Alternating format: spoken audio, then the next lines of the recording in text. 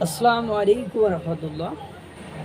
2 টাকার কর্মচারী হইয়া সার্ভিসের মধ্যে এরকম একটা বড় লেতার পোস্টে আপনি কমেন্ট করবেন, আপনার চাকরি থাকবো। কত বড় মাপের নেতা, আপনার বুঝতেই না।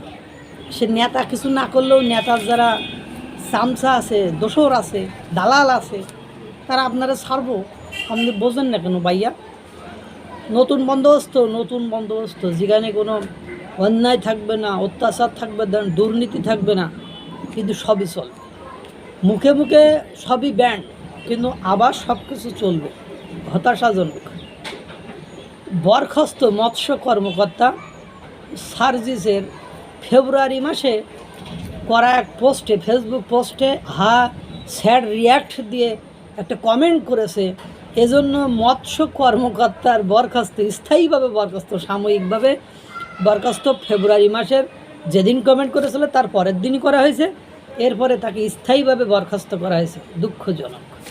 একটু পড়ে শোনায় আপনাদেরকে। ফেসবুকের স্যাড রিয়াক্ট দেওয়ায় 5 জন কর্মচারীর বিরুদ্ধে শোকজ করা হয়েছে। মৎস্য অধিদপ্তরের নাজমুল হুদা নামক একজন, তার বরখাস্তের তথ্য আলোচনায় এটা উঠে এসেছে। এ বিষয়ে প্রশ্ন করলে কর্তৃপক্ষ বলছে অফিসের সিদ্ধান্তে বরখাস্ত করা হয়েছে।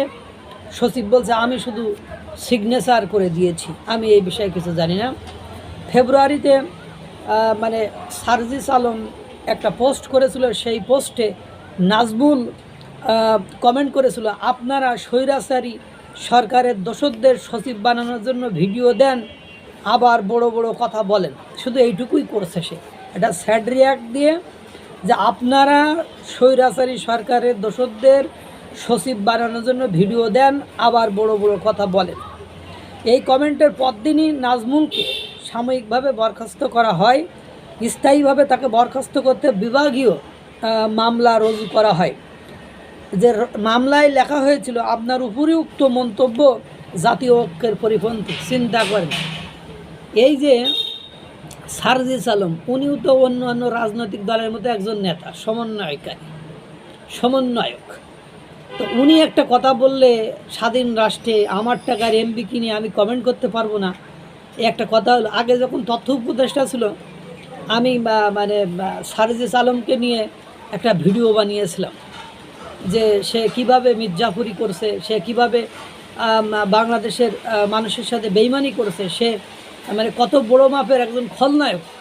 এটা আমি একটা ভিডিও বানিয়েছিলাম। তা সেই ভিডিও ইউটিউব চ্যানেল আমার ব্যান করে দিয়েছিল, সেটাকে একদম ব্যান করে দিয়েছিল, এবং থ্রেট, ইউটিউব চ্যানেল থেকে আমার হুমকি আসছিল। অথচ আমি দেখেছি ওখানে ওটাকে ব্যান করার বা ওটাকে বাতিল করার মতন কোনো কিছু আমি ওখানে বলি নাই বা করি নাই। সার্জিস আলম এতটা কী হনু হয়ে পড়েছে যে তার কমেন্টে পোস্ট করলে সরকারি, তাহলে আগে যারা আওয়ামী লীগের দালাল বা দোষর ছিল, এখন এরা কারা যে সার্জিসের মতো একটা ছেলের কমেন্টে পোস্ট করলে চাকরি চলে যায়, স্থায়ীভাবে তাকে বরখাস্ত করায়। ওইটুকু কথা, কি কথা বলেছে, যে আপনারা স্বৈরাচারী সরকারের দোসরদের সচিব বানানোর জন্য ভিডিও দেন, আবার বড় বড় কথা বলেন। এইটুকু কথা বলার জন্য তাকে সাময়িকভাবে তো বরখাস্ত করা হয়েছে, তাকে স্থায়ীভাবেও বরখাস্ত করা হয়েছে। লজ্জাজনক। বাংলাদেশের এই জাতির জন্য এটা লজ্জাজনক, অপমানজনক ঘটনা। এই ধরনের ঘটনা যদি আরও ঘটতে থাকে, আল্লাহ জানে বাংলাদেশের অবস্থা কত খারাপ থেকে আরও খারাপের দিকে যাবে। আল্লাহ তাআলা এই ধরনের মানসিকতার মানুষ থেকে দেশকে সহ পুরো বিশ্বকে মুক্তি দান করুক। আর নতুন বন্দোবস্তর নামে যারা এই ধরনের অপকর্ম একের পর এক চালিয়ে যাচ্ছে, তাদের বিরুদ্ধেও আল্লাহ একটা অ্যাকশান নিক। আল্লাহ তাআলা সকলকে ভালো রাখুক, সুস্থ রাখুক। আসসালামু আলাইকুম ওয়া রাহমাতুল্লাহ।